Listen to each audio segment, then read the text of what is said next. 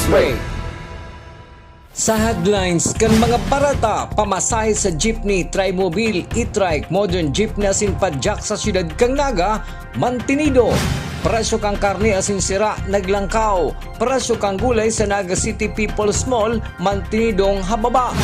Kaugma Festival kang Camarines Sur, day kakansilaron ngunya na taon. Naga College Foundation, saro sa pioneer kang AI-driven education sa riyon. Uya ang mga bareta sa aldaw na ini. Ako po si Ja, Maika Angeles. Mayong pinagibong transport strike ang mga nasa sektor kan transportasyon sa syudad ning Naga. Padagos ang pagbiyahe kan mga trimobile, jeepney, e-trike, modern jeepney asin maging kan mga padjak. Naglibot man sa bilog na syudad si Police Colonel Gilbert Fariñas, City Director kang Naga City Police Office para masiguro ang pasi-orden kan Naga. Ngunya na may inaatubang na magabat na problema ang mga nasa sektor kan transportasyon. Mientras tanto, duman sa Albay pinagsuspendira ang face-to-face class sa mga pampubliko asin pribadong eskwelahan huli kan transport strike. Pinag-abisuhan man ang mga lokal na gobyerno na magkaigwanan libreng sakay sa mga mai-stranded na pasahero sa kanya-kanyang lugar. Pinagbugtak man sa alert status ang gabos ng mga Municipal Disaster Risk Reduction and Management Office para i-monitor ang kamugtakan sa indang lugar. Ang PDRRMO Albay ang nakikipag-ordinar man sa Office of the Civil Defense, AFP asin PNP para sa kadagdagan na sasakyan para magamit ngunya na aldaw.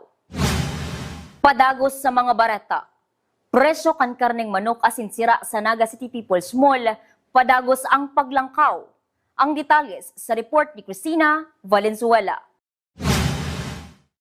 Makalihis ang tulong simana matapos ang sunod-sunod na paglangkaw sa kada litro kang produktong petrolyo. Liwat binalikan kan GNN TV 38 Naga News Team ang Naga City People's Mall para aramon ang mga presyo kan pangyanot na barakalon sa ibong kang krisis na namamatayan ngunyan. Sa tindahan kan mga manok, 7 pesos na ang inilangkaw sa kada kilo. Nagpapako sa 220 ang kilo kang karning manok ngunyan. Sigon kay Arlene Caceres, apwer sa pagmahal kang manok, nagbawas man ang mga parabakal. Kung dati nakakapaubos din 30 pidasong manok si Arlene bago ang oil price hike, alagad ngunyan, nadidipisilan na subot ining ipaubos sa maghapon ang 10 pidaso kan manok. Nakakagulat po sa panahon na ini ang pagtaas ng gasolina dahil sobra po kaming apektado sa totoo lang. Ang manok po, naglangkaw na din sinda, ang reason dahil sa diesel. Kaya kami po, naintindihan naman ang tao, kulang talaga kaming parabakal. Mas lalo po kaming nagluya.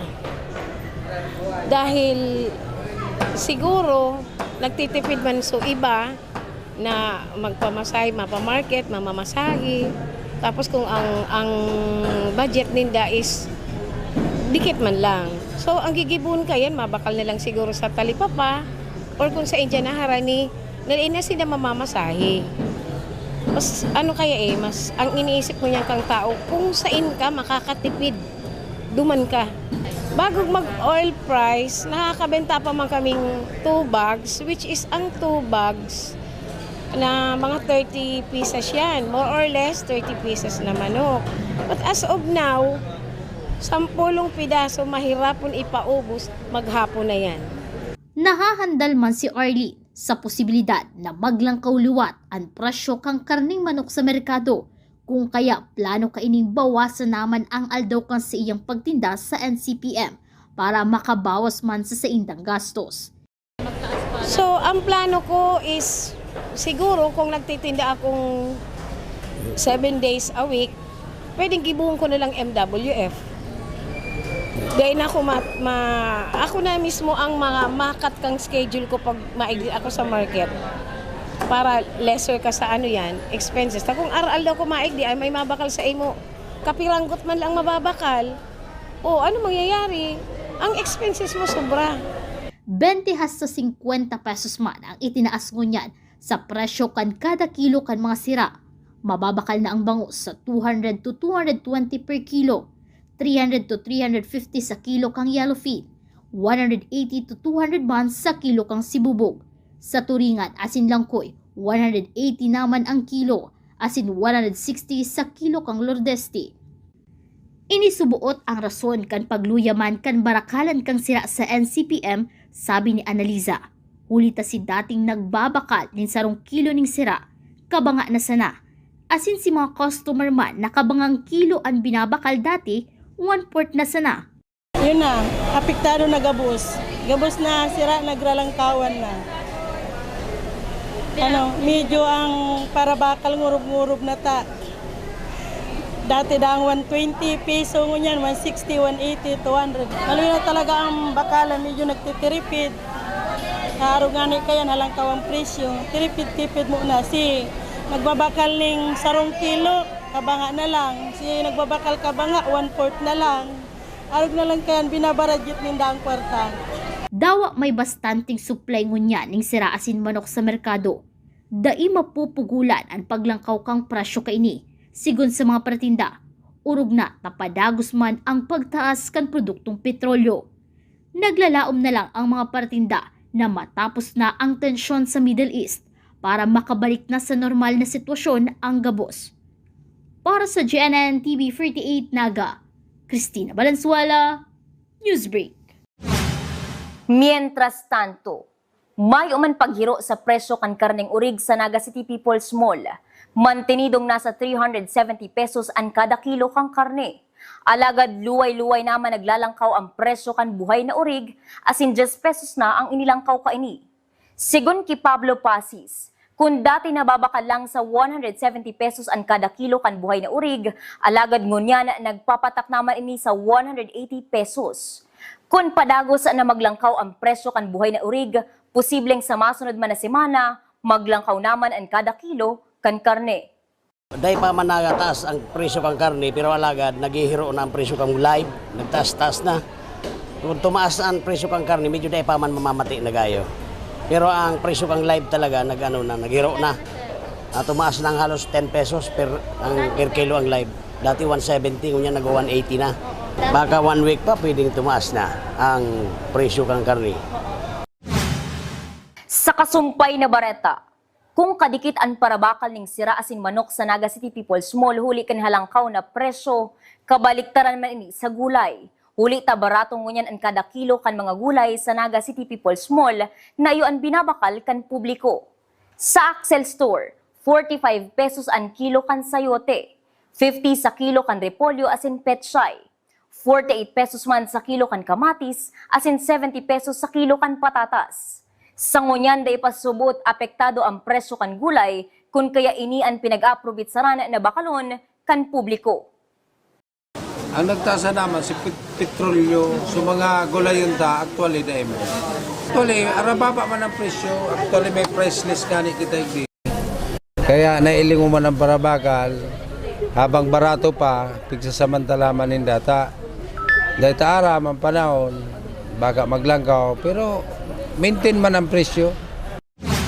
Sa samuyang pagbabalik, pamasahe sa Trimobile, jeepney, e-trike asin padjak sa Naga, dati lang. Yan ang sinibapang nangenot na mga bareta, digilang sa GNN TV 48 Naga, Newsbreak. The digital age is here. They warn us of a cold, efficient world where the human touch is lost to automation. But we refuse to accept that choice. At Naga College Foundation, we believe the best future is one led by heart. We equip you with the skills you need to thrive. From our dynamic programs in finance and business, to the hands-on fields of IT and engineering, through our vital health sciences, our justice programs in criminology, and the crucial roles of education in the arts, we cover the entire spectrum of tomorrow's workforce. Here, you don't just become future ready, you become a worker with empathy, a leader who understands that technology must serve humanity. Choose the college that prepares you not just for the job, but for the world. The future is here at NCF. Enroll at Naga College Foundation. Let us build a brighter, kinder tomorrow.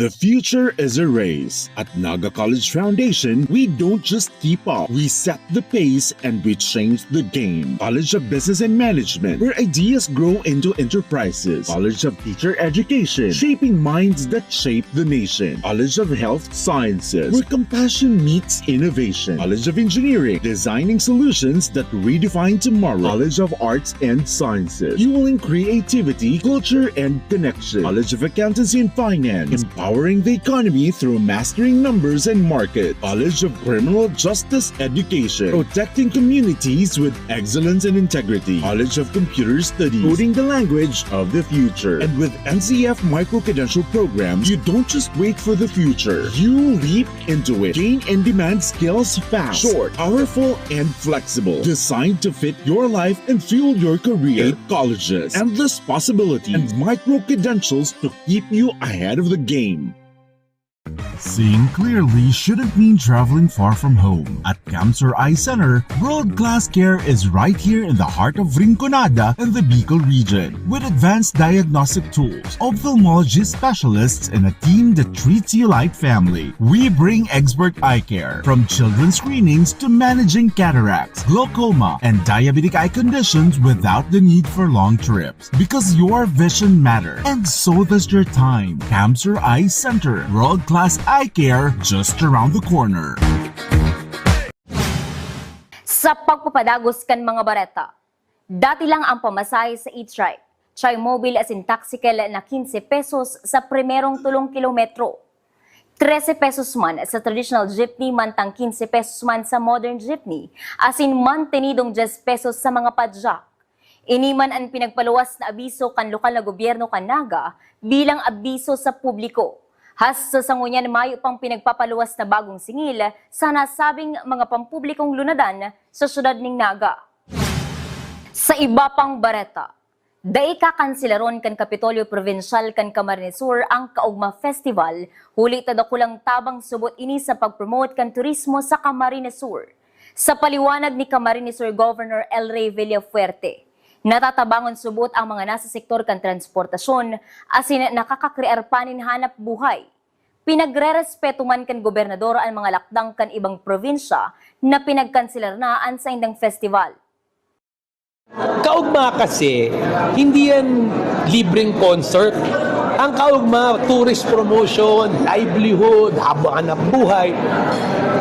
Pag kinancel kasi natin yan, para na rin sinasabi natin na itigil na natin ang turismo, hanap buhay, kabuhayan. Alam mo, habang may krisis, dapat dun nga tayo dapat mag-promote eh. Kasi kung itigil natin yan, hindi yung concert ang matitigil dyan. Yung turismo, yung mga paratingda na nakikinabang dyan, yung transportation, para padjak, jeep, na looking forward na sila, pinaplano na nila kung anong gagawin nila sa isang linggo na yan. Dahil kumikita sila 100,000 eh. So kung i-cancel natin yan, para na rin natin sinabi, huwag na tayong magtrabaho. Huwag na rin natin ituloy yung medical mission natin ng Kapuerte dahil mahal ang gasolina. Huwag na rin natin patakboy ng aircon sa opisina. Dapat tuloy ang trabaho, mag-cost cutting. Pero ang sa akin, naniniwala ako, ang kaugma, hindi yan sayang na expensive. Gastos yan para sa kabuhayan, tourism, livelihood, nakakatulong sa mga maliliit na negosyante, sa turismo, transportasyon, napopromote po ang Camsur. So yan po yan. Kung nag-cancel sila, respetado natin sila.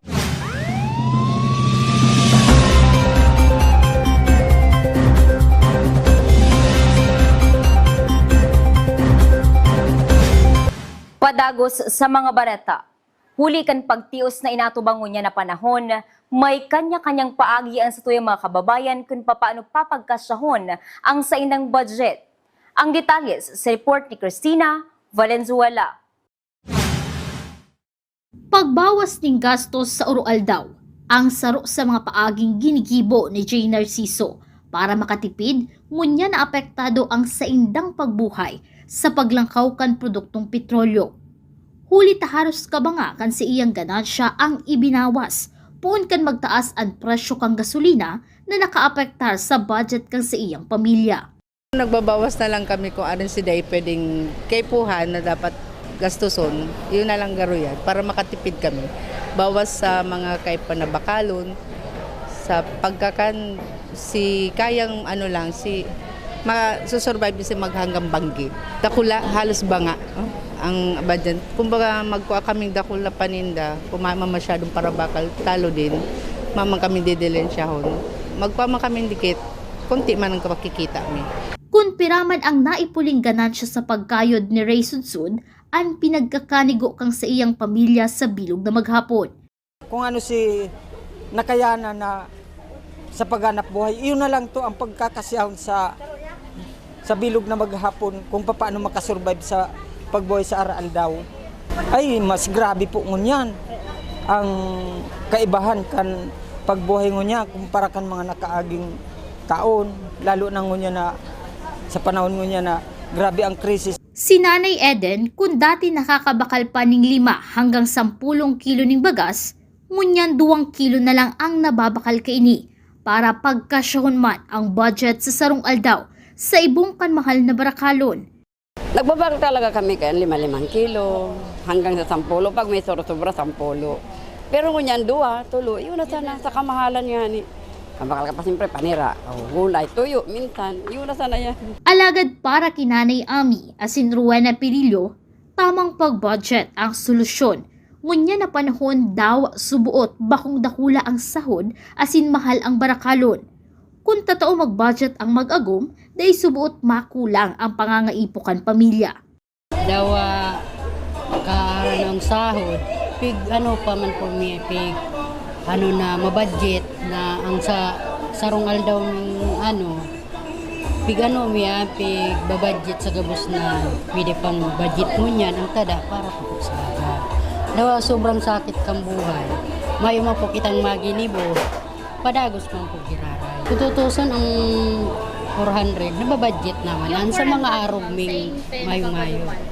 Para sa kuya mamang tinataas man lang ninda si itong sa oral daw na kaipuhanan, pero ang dahil parehas mo lang kan dati.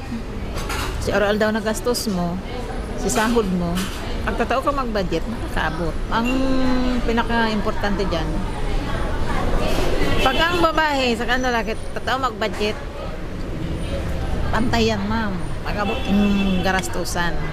Dahil dyan nagkukulang.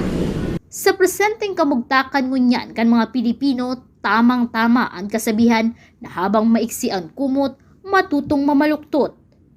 Para sa GNN TV 48 Naga, Cristina Valenzuela, Newsbreak. Sa police report, sarong 33 anyos na nagtatrabaho sa vulcanizing shop na pinagbisto na si alias Raul na nag-i-star sa J. Hernandez Street, Barangay Santa Cruz, Tigdi sa siyudad ng Naga, ang naaresto sa pinagkondisir na anti-illegal drug bypass operation Kasubanggi. 64 grams din pinaalang na dahon ni marijuana ang nakumpiskar sa sospek na nagkakantidad 7,680 pesos. Sarong tube pipe asin 500 pesos na ginamit bilang bypass money. Nasa custody ngunyan kan Police Station No. 1 ang nasabing sospek. Magkatuwang ang Police Station No. 1, City Intelligence Unit as in City Police Drug Enforcement Unit sa ginibong anti-illegal drug bypass operation. Sa iba pang police report, arestado sinda alias Owen, 43 years old as in alias Huel, 46 years old, parehong dating overseas Filipino workers na residente kan San Antonio Subdivision, Barangay San Roque, Iriga City, matapos ang search warrant operation na pinagnotan kan Iriga City Police Station sa pakipag-ordinar sa PDEA.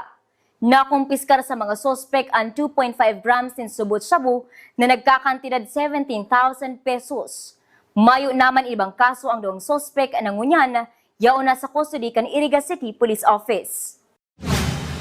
Sa iba pang bareta, nakisumaro ang 2nd Platoon Macad Patrol Base as in 3rd Platoon Bagong Silang Patrol Base Delta Company kang 9th Infantry Battalion Philippine Army sa pinagibong bloodletting activity sa Signature Park, Barangay Santa Rosa del Norte, Pasakaw, Camarines Sur, kanakalis na Lunes. Obheto ka na sabing aktibidad, suportahan asin pakusugon ang pagtatrabangan sa komunidad arog kan blood donation drive. Nag-atindir man sa nasabing aktibidad ang PNP, BFP, MDRRMO asin man lain-lain na sektor kan komunidad. Padagos sa mga bareta.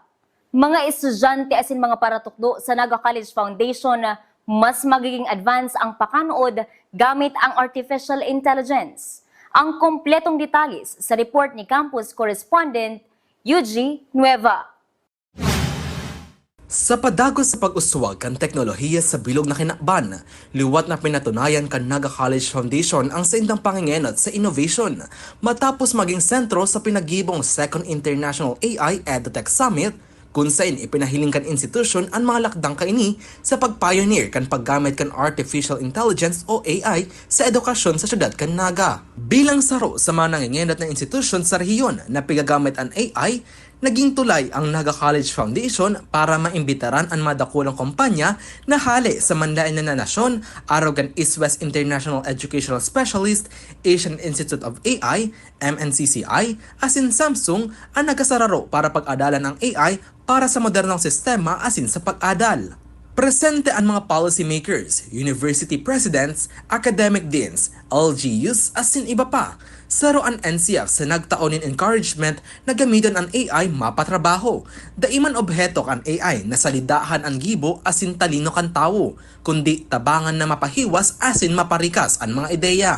Sigon kay Mr. Mario Villanueva, presidente kan NCF, sa NCF na hihiling na ang artificial intelligence bilang learning assistant, asin bako bilang karibay kan mga tawo. Obheto kaini na ang mga estudyante asin mga maestra maging advanced ang learning outcomes.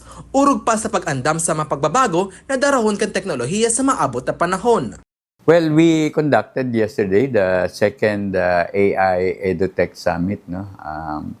This is as part of the NCF partnerships with the industry, more specifically East West Education International, and of course Samsung Education. As what our speakers have conveyed yesterday, AI is here. No? It's really up to us on how the human-centric and humanoids and AI will be used by us, not the other way around, di ba? So, dapat, it's us that is controlling the use of AI for us to be more efficient. Yun yung ano eh. Kasi, yun ang hirap sa Pilipino. Pag may bagong bagay na ikaw unlad, no? Takot.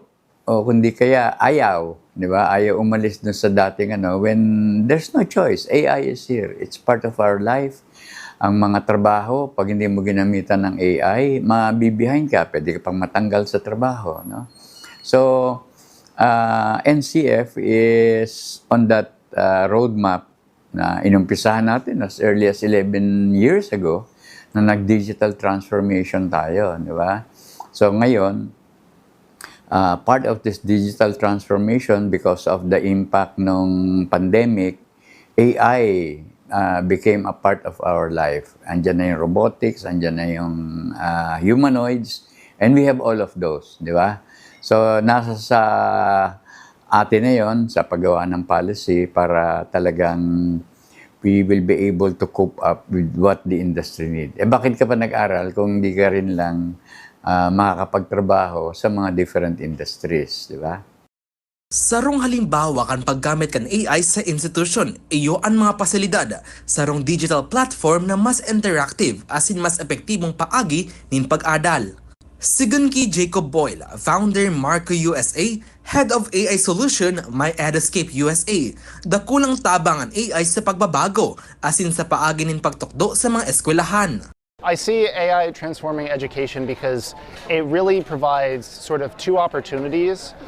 One is there's just too many gaps that are not available by whether it's the counselors or the teachers who don't have enough time, effort, and energy that they can reach all the students who need their support. It allows them to really digitally twin themselves to support all students at a baseline equally, and then have their focus and attention put towards more of a human touch to the students who really need it the most. Ang innovation na ini, pinapahiling na ang AI bako lang basta teknolohiya, kundi sarang importanteng gamit sa pagpreparar sa mas technology-driven mga pa-estudyante asin sa mga nagtatrabaho. Para sa GNN TV 48 Naga, Eugene Nueva, Newsbreak. Samsung, suportado ang Naga College Foundation para sa digital transformation. Nagbabalik si campus correspondent Yuji Nueva. Saro sa highlight kan ikadawang International AI EdTech Summit ang pagpapakusog kan partnership kan Samsung Electronics asin Naga College Foundation. Obheto kaini matabangan ang NCF na maging advanced sa teknolohiya para sa edukasyon sa rehiyon. Sa nasabing summit, personal na nag-atendir ang mga representante kan Samsung para ipahiling ang sendang suporta sa pag-uswag kan digital learning sa NCF. Kabale sa mga speaker sa event si Ian Chong, Regional Director as in Head of Enterprise and Education, B2B Southeast Asia as in Oceania of Samsung Electronics. The traditional classroom has changed. Don't wait for AI to settle, right? Start to redesign it now. Technology gives you access, and education changes that behavior, but great institutions builds capability. If you look at AI as a whole, it should be a tutor, it should be a coach, it should be an assistant, it should never be a replacement. So even as a counselor or a teacher, it's not to replace the job. Bilang parte kan sarong effective collaboration, ang Samsung nagtaonin ribo-ribong tablets para sa mga estudyante asin mga maestra kan NCF, tanganing madaling maka-access kan mga digital learning tools asin innovative learning platforms. Ipinahiling man ang commercial kan Samsung kung saan sarong pribilehiyo kan NCF na mapili para maging model asin maggamit ang bilog na institusyon. Sa bilog na nasyon, ang NCF ang natawanin oportunidad na maipahiling kung sagod na sa inka-advance ang mga pasilidad. Sigun ki Mr. Mario Villanueva, presidente kan NCF, sa paagi kan mga tablets asin makabagong teknolohiya, mas natatawanin oportunidad ang mga estudyante asin maestra na makanood asin magtukdo gamit ang modern gadgets asin AI. It's still in the works, no? We are still crafting a memorandum of understanding. Pero based on verbal interaction, pwede magkaroon ng OJT program, student exchanges, yung mga ganon. And then, more importantly, research works that we can look at the different Samsung operations para makita natin ano ba talaga yung kailangan nila. And they are willing to share it with us para maipasok naman natin so we can put it in our curriculum. Para pagka-graduate ng estudyante, di ba, hasa sila sa mga requirement ng mga different industries, especially Samsung, who is in almost everything, di ba, na electronics, different industries, and so forth. Sa paagi kan mga teknolohiya na itinatao kan Samsung, asahan ng mas interactive, modern, asin mas effective ang sistema ng pagtukdo asin pag-adal sa laog kan klase. Para man sa Naga College Foundation, ang partnership na ini bakusan na manungod sa paggamit ng mga bagong gadgets kundi sarong lakdang para sa pagpilog ng mga innovative asin mas marhay na pagpreparar para sa mga estudyante na makakasabay sa marikas asin advance sa teknolohiya. Para sa GNN TV 48 Naga, Eugene Nueva, Newsbreak. Yan ang mga bidang baretang nakalap kan mas pinoksog na puwersa kan GNN TV 48 Naga News and Vehicle Affairs. Dai malingon i-follow ang samuyang official Facebook page, GNN TV 48 Naga. Padagos kaming matod yung mga baretang garantisadong nanginot as napapanahon. I-hit ang subscribe button sa samuyang official YouTube channel, GNN TV 48 Naga, para update kita sa mga bareta as in istoryang Bida ang Bicolano. Ako po si Ja, Mike Angeles, as in ini ang GNN TV 48 Naga, Newsbreak. Tangata diri ko nababay na GNN TV 48 Naga. Kalma!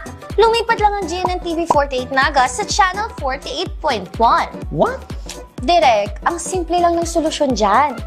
Kunin ang remote, pumunta sa menu Setup o Settings, at hanapin at pindutin ang scan at hintayin. Then, boom! Balik na sa GNN sa channel 48 mo. Para sa mga balitang nanguna at napapanahon, At sa mga programang swak sa panlasa mo. tutok lang sa GNN TV 48 Naga, Bida ang Bicolano! Be a champion, be a tiger today. NCF's the quest, let's lightning your way. At the Naga College Foundation Basic Education Department, we provide an environment where innovation is nurtured and resources promotes collaboration and discovery. Our students benefit from hands-on learning in cutting-edge science and technology laboratories, bridging theory with practical application. We maintain a supportive institutional framework, ensuring a safe, clean, and academically focused atmosphere for every student. Beyond academics, our comprehensive facilities, including sports, develop leadership, teamwork, and discipline. NCF is proud to be a LASSO accredited institution, a recognized mark of excellence and high-quality education. This is Naga College Foundation Basic Education Department, changing the game. At NCF, we're all about that holistic grind. Hands-on training, real-world experience, and affordable education that gets you industry ready. Shoot to edit, dito from concept to screenwriting. From shooting to editing to actual broadcasting, NCF was the first and the only school that has its own operational television and radio stations. No boring stuff, just real skills for the real world. Jika na ba? Be a tiger today.